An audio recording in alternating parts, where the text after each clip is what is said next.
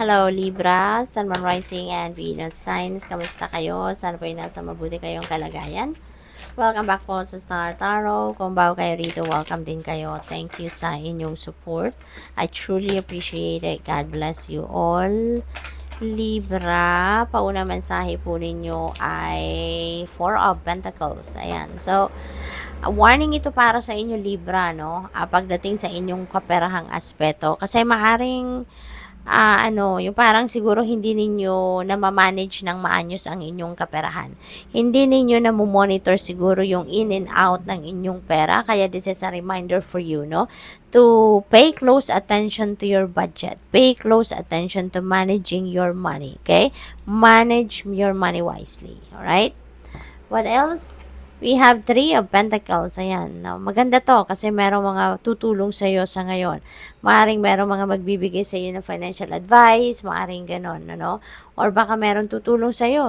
Baka turuan ka kung paano kayo mag-budget ng tama. Maaring meron dito tutulong sa iyo kung paano ninyo i-manage yung inyong investments. Yung mga ganon. No? Pagdating naman sa trabaho, baka meron kayong collaboration sa ngayon. Baka meron kayong mga transactions dito with other people at maaaring mauwi yan sa isang collaboration, sa isang partnership, yung ganon. So you will end up working with with a team, no? So which is also really good kasi 'di ba, merong kasabihan na two heads are better than one. Kasi mas maraming tao, mas maraming kamay din ang magkakapagtrabaho at maraming ideas, mas maraming opinion, mas maraming input, 'di ba? So mas mabibilis dito yung inyong pag-akyat sa ladder of success. Temperance energy, be patient. Okay? Patience is a virtue, 'di ba? Libra, be patient, no? Wag kayong magra-rush, no? Do not rush into something or do not rush anything. 'Di ba? Kasi 'di ba nga may kasabihan na good things come to those who wait. Kaya matuto tayong mag-antay ng tamang pagkakataon, matuto tayong mag-antay ng divine timing. 'Di ba? Siguro may mga hinihintay kayo, ine-expect kayo na hindi pa nangyayari, hindi pa dumadating. So, continue to wait and continue to work on it, no? Huwag kayong mawala ng pag-asa. Huwag kayong mag-give up, okay? So, be patient. So, what else? We have Four of Swords. Ayan. So, pahinga kayo. Okay? Pahinga. Siguro, nai-stress na kayo sa pag-aantay, nai-stress na kayo na nag-e-expect kayo ng nag-e-expect pero yung expectations niyo hindi pa naman nagka-come to fruition. So, pahinga ka muna. Okay? Kasi maaaring kailangan mo ng balanse sa sarili ninyo, sa buhay ninyo.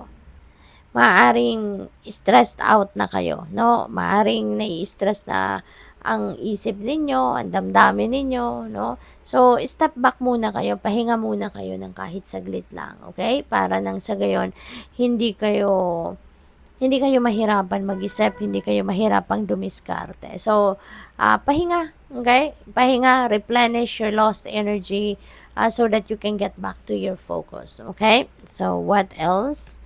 We have Page of Cups. Ayan. So, dito sa Page of Cups, no, impormasyon ito, balita, exciting event, no, ang maaring maaring dumating, no, sa buhay ninyo, Libra. Kaya, dito na lang muna kayo mag-focus, no, maging masaya muna kayo. Kasi, wag muna ninyong stress na ang sarili ninyo. Focus kayo rito sa mga balitang dadating that will excite you, 'di ba? So dito para kahit papaano gumaan muna yung vibe ninyo at maging excited muna kayo dito sa mga okasyon, baka may invitation kasi dito ng social gatherings, no? So focus muna kayo roon at mag-unwind kayo. Okay? Kailangan ninyong umiti muna, Libra. Okay, may stress. The sun, okay. So, maganda to. Maganda. No? Mababalot kayo ng liwanag. This is a time for joy and happiness which you deserve naman, Libra. Kaya, i-embrace ninyo ito. No? Yung energy na to, i-embrace ninyo.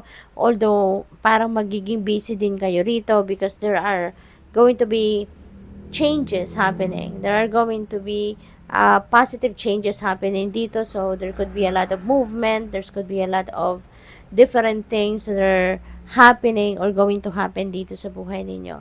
But anyway, this is a time of success, of happiness, of changes, no? At magiging masaya kayo rito. Things are going well dito, kaya maganda ang magiging resulta, no, ng mga pagbabagong ito. The Chariot, ayan, moving on energy to Libra, moving on. So, you're definitely going to move on from something na, alam mong, siguro nahirapan kayo, no? Pero mapagtatagumpayan ninyo ito, no? Baka mayroon ditong challenging situation na pinagdadaanan ng iba sa inyo recently, but rest assured that you are going to succeed. You are going to rise above that situation at mapupunta kayo sa isang magandang sitwasyon. Magtatagumpay kayo, okay? Meron din dito, Libra, na travel. So, baka ang iba sa inyo dito may travel plans. Baka ang iba sa inyo dito is going somewhere,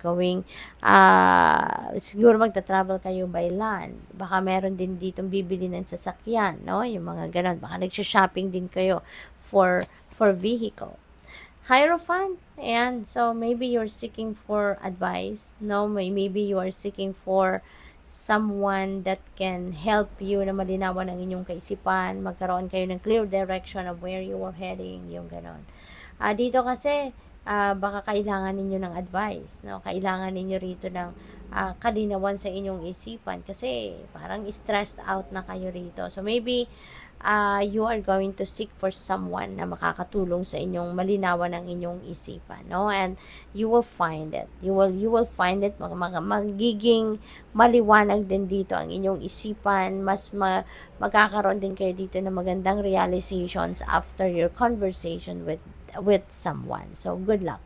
Thank you for watching Love and Light. Namaste.